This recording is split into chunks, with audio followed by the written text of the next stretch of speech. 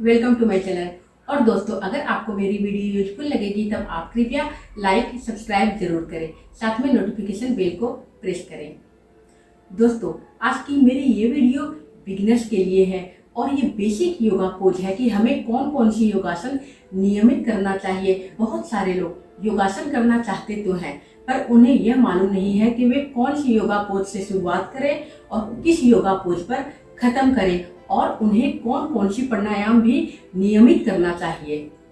योगासन के बेनिफिट्स तो आप जानते ही हैं कि योगासन नियमित करने से हमारी बॉडी की अंगों की फ्लेक्सिबिलिटी इम्प्रूव होती है और इंटरनल ऑर्गन्स से टॉक्सिन्स बाहर निकलते रहती है। योगासन नियमित करने से बहुत सारी बीमारियां दूर होती है, मोटापा दूर होता है, इसलिए हमें योगासन नियमित करना चाहिए। अगर हम योगासन नियमित करते हैं तब उसके फायदे हमारी बॉडी पर जल्द ही नजर आते हैं। इसलिए दोस्तों, आप टाइम निकाल करके योगासन नियमित करें और ये वीडियो जरूर देखें क्योंकि ये बेसिक योगासन है। तो चलिए दोस्तों, देखते हैं कि हमें कौन कौन सी प्राणायाम नियमित करनी चाहिए और किस योगा से शुरुआत करना चाहिए और कौन सी योगा पर खत्म करना चाहिए। पद्मासन, वज्रासन या सिद्धासन, किसी में भी स्ट्रेट बैठे, अपनी बैक को स्ट्रेट रखते हुए बैठें।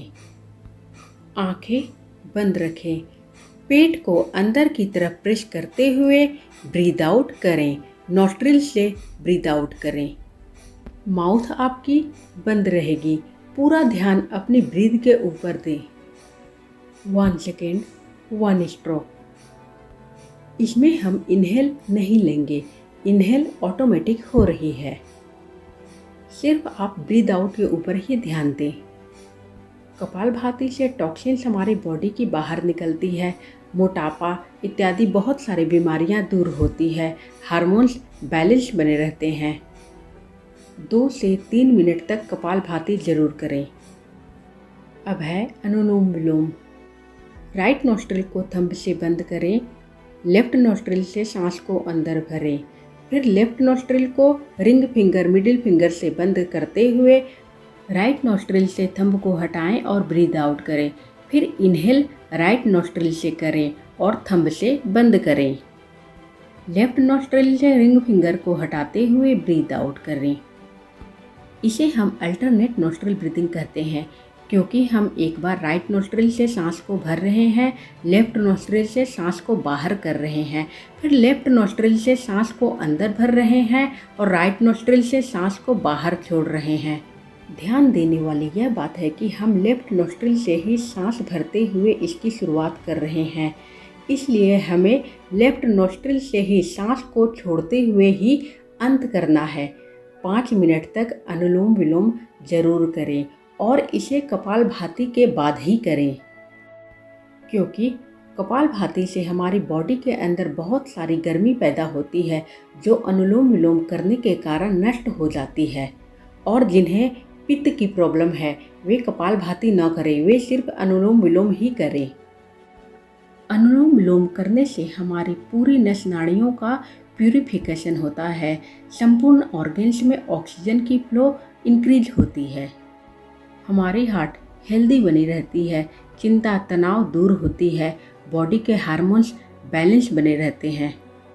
अब हम करेंगे बद्धकोणासन यानी बटरफ्लाई। दोनों पैरों को फैलाएं, जितना आप फैला सकते हैं उतना ही फैलाएं। फिर दोनों पैरों को घुटनों से फोल्ड करके सोल्स को ज्वाइंट करें। दोनों हाथों से फुट को पकड़ करके दोनों पैरों में अप एंड डाउन की मूवमेंट दें, बटरफ्लाई की तरह मूवमेंट दें। स्पाइन आपकी सीधी रहेगी, झुक करके नहीं बैठना है। आंखें बंद रखें, पूरा ध्यान अपने पैरों की मूवमेंट में दें। इस प्राणायाम को आप इंजॉय करें। बटरफ्लाई करने से हमारी यूट्रस की बहुत सारी प्रॉब्लम्स दूर होती है, हमारी फर्टिलिटी इंक्रीज होती है, कंसीव करने की क्षमता बढ़ती है, क्योंकि बटरफ्लाई नियमित करने से हमारे थाई मसल्स, पेल्विक मसल्स को स्ट्रेंथ मिलती है। मेंस्ट्रुअल क्रैम्प से भी छुटकारा मिलता है, हमारी पीरियड्स रेगुलर होती है, यानी पीरियड्स के दौरान होने वाली तकलीफ से हमें राहत मिलती है। इसलिए आप टाइम निकाल करके बटरफ्लाई 3 टाइम ज़रूर करें। अब गहरी सांस भरें, सांस छोड़ते हुए आगे झुकें, हेड को फ्लोर पर टिका करके ब्रीथ को होल्ड रखें। इनहेल के साथ वापस आएं। अब है पश्चिमोत्तासन यानी सीटेड फॉरवर्ड बेंड।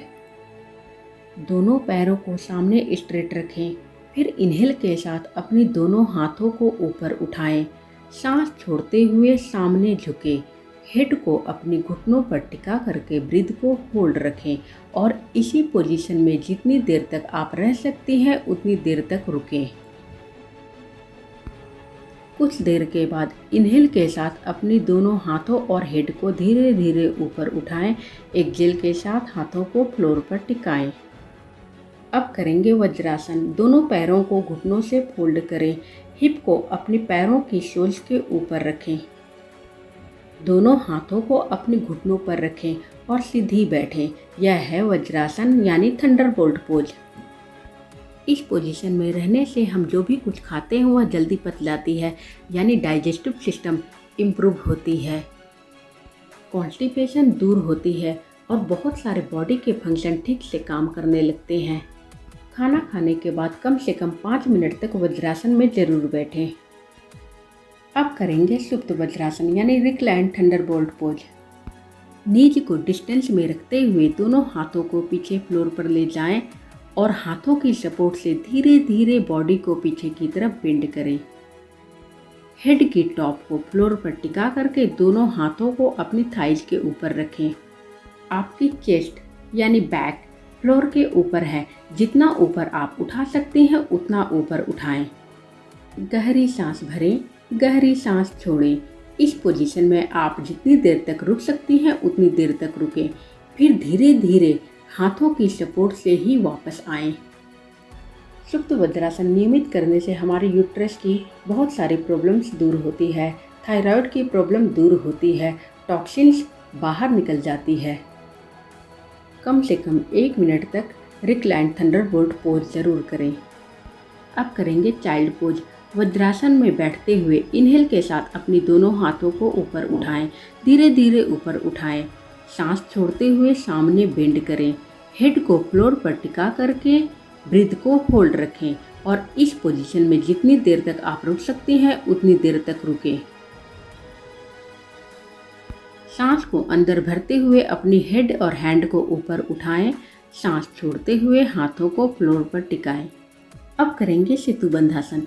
पीठ के बल लेट जाएं, दोनों पैरों को घुटनों से फोल्ड करें, दोनों हाथों को अपने थाइज के पास रखें, पाम्स की फेसिंग डाउनवर्ड, दोनों हाथों को फ्लोर पर प्रेस करते हुए इनहेल के साथ अपनी बैक को ऊपर उठाएं। ब्रीथ को होल्ड करके इस पोजीशन में जितनी देर तक आप रुक सकती हैं उतनी देर तक रुकें। थोड़ी देर के बाद सांस छोड़ते हुए बैक को वापस फ्लोर पर लाएं। सेतुबंधासन के बहुत सारे फायदे हैं। हमारी बॉडी ब्रीथ के समान स्ट्रॉन्ग बन जाती है, बीमारियों से लड़ने की शक्ति बॉडी में इंक्रीज होती है। जैसा इसका नाम वैसा काम। दोबारा देखें, पैरों को डिस्टेंस में रखें और घुटनों से फोल्ड करें। इनहेल के साथ अपनी बैक को ऊपर उठाएं, धीरे धीरे ऊपर उठाएं। ब्रीथ को होल्ड करके इस पोजीशन में जितनी देर तक आप रुक सकती हैं उतनी देर तक रुकें, फिर धीरे धीरे सांस छोड़ते हुए वापस फ्लोर पर आएं। सेतुबंधासन करने से हमारी बॉडी रोगमुक्त बनती है और बहुत ही ज़्यादा एक्टिव बनती है। अब करते हैं नौकासन यानी बोट पोज। इनहेल के साथ अपने बैक और दोनों पैरों को एक साथ उठाएं, ब्रीथ को होल्ड रखें और इस पोजीशन में जितनी देर तक रुक सकती हैं उतनी देर तक रुकें। यह बोट के समान है। हमारी लेग्स, आर्म्स, बैक और पेट को स्ट्रेंथ मिलती है और बीमारियां दूर होती है। ब्रीद आउट करते हुए वापस फ्लोर पर आएं। आगे करते हैं भुजंगासन यानी कोबरा पोज। पेट के बल लेट जाएं, अपने दोनों हाथों को चेस्ट के पास टिकाएं, पाम्स की फेसिंग डाउनवर्ड। इनहेल के साथ अपने चेस्ट को ऊपर उठाएं, ब्रीथ को होल्ड रखें और इस पोजीशन में जितनी देर तक आप रुक सकती हैं उतनी देर तक रुकें, फिर धीरे धीरे सांस छोड़ते हुए बॉडी को फ्लोर पर लाएं। भुजंगासन महिलाओं को अवश्य करना चाहिए क्योंकि महिलाओं से जुड़ी हुई हर तरह की बीमारी भुजंगासन करने से दूर होती है। भुजंगासन पोजीशन में जो लोग अपनी हेड को बहुत ऊपर नहीं उठा सकती हैं वे सामने देखें, कुछ इस तरह। आगे करेंगे धनुरासन यानी बो पोज। धनुरासन के लिए पेट के बल लेट जाएं, अपने दोनों पैरों की एंकल्स को अपनी दोनों हाथों से पकड़ें। इनहेल के साथ अपनी चेस्ट और दोनों पैरों को ऊपर उठाएं। पेट आपकी फ्लोर पर टिकी है। ब्रीथ को होल्ड करके इस पोजीशन में जितनी देर तक आप रुक सकती हैं उतनी देर तक रुकें। फिर सांस छोड़ते हुए बॉडी को फ्लोर पर वापस लाएं। सभी योगा पोज के अद्भुत फायदे हैं। अब करते हैं उष्ट्रासन यानी कैमल पोज। दोनों घुटनों पर खड़े हो जाएं। बॉडी को पीछे की तरफ बेंड करें। दोनों हाथों को पैरों की सोल्स पर टिकाएं। अपनी हिप्स को आगे की तरफ पुश करें। नियमित उष्ट्रासन करने से हमारी अंगों की फ्लेक्सिबिलिटी इम्प्रूव होती है। थायराइड की प्रॉब्लम पूरी तरह से दूर होती है। मोटापा दूर होता है। पेल्विक ऑर्गन्स को स्ट्रेंथ मिलती है। पिट्यूटरी ग्लैंड ठीक से काम करने लगती है। अंगों की फ्लेक्सिबिलिटी तो इम्प्रूव होती ही है, साथ में बहुत सारी बीमारियों को दूर करते हुए उष्ट्रासन के फायदे अद्भुत है। रिप्रोडक्टिव हार्मोन्स भी हमारे ठीक तरह से काम करने लगते हैं। बॉडी के हार्मोन्स संतुलन में बने रहते हैं। चिंता तनाव दूर होती है। धीरे धीरे वापस आएं। आगे है चक्रासन व्हील पोज। पीठ के बल लेट जाएं। अपनी पैरों को इस तरह घुटनों से फोल्ड करें और दोनों हाथों को इस तरह रखें, पाम्स की फेसिंग डाउनवर्ड, और अपनी बैक को ऊपर उठाएं। हाथों की सपोर्ट से ही बॉडी को ऊपर उठाएं, जोर जबरदस्ती न करें। चक्रासन के भी अद्भुत फायदे हैं। हमारी बैक की बॉडी की फ्लेक्सिबिलिटी इम्प्रूव होती है। मोटापा दूर होता है। थायराइड की प्रॉब्लम्स दूर होती है और बच्चों की लंबाई भी बढ़ती है। यूट्रस से भी जुड़ी हुई बहुत सारी समस्याएं दूर होती है। धीरे धीरे वापस आएं। आगे है सर्वांगासन। पीठ के बल लेट जाएं। अपनी कमर को हाथों से सपोर्ट देते हुए दोनों पैरों को ऊपर उठाएं। अपनी निगाहें दोनों पैरों की टोज के ऊपर दें। पैरों को बिल्कुल स्ट्रेट रखें। सर्वांगासन में ब्लड फ्लो पैरों की तरफ से हेड की तरफ होती है। जो लोग शीर्षासन नहीं कर सकते हैं, शीर्षासन का लाभ वे लोग सर्वांगासन करके ले सकते हैं। जितनी देर तक आप रुक सकती हैं उतनी देर तक रुकें। धीरे धीरे अपनी दोनों पैरों को हेड की तरफ बेंड करें और फ्लोर पर टिकाएं। यह है हलासन। हाथों को हेड के पीछे बांध लें या हाथों की पोजीशन अपनी सुविधा के अनुसार चेंज भी कर सकती हैं। हलासन से हमारी बॉडी की फ्लेक्सिबिलिटी तो इम्प्रूव होती ही है, साथ में इसके फायदे भी अनगिनत हैं। चिंता तनाव दूर करके हार्मोन्स को बैलेंस बनाए रखने में हलासन मदद करता है। जितनी देर तक आप हलासन की पोजीशन में रुक सकते हैं उतनी देर तक रुकें। फिर धीरे धीरे दोनों पैरों को ऊपर उठाएं। जैसा आप लाई हैं वैसे ही ले जाइए। पैरों को फोल्ड करते हुए वापस फ्लोर पर आएं। अंगों पर जोर जबरदस्ती न करें। धीरे धीरे ही किसी पोजीशन में वापस आएं। आगे है पर्वतासन यानी माउंटेन पोज। सीधे खड़े हो जाएं। सामने बॉडी को बेंड करें। पैरों को पीछे ले जाएं और इस पोजीशन में रुके। यह है पर्वतासन यानी माउंटेन पोज। पर्वतासन करने से हमारी बॉडी की फ्लेक्सिबिलिटी तो इम्प्रूव होती ही है, साथ में बीमारियां भी दूर होती है। चिंता तनाव दूर होती है। हार्मोन्स बैलेंस बने रहते हैं। हमारी पेल्विक मसल्स को स्ट्रेंथ मिलती है। हाथों को स्ट्रेंथ मिलती है यानी आर्म्स को स्ट्रेंथ मिलती है।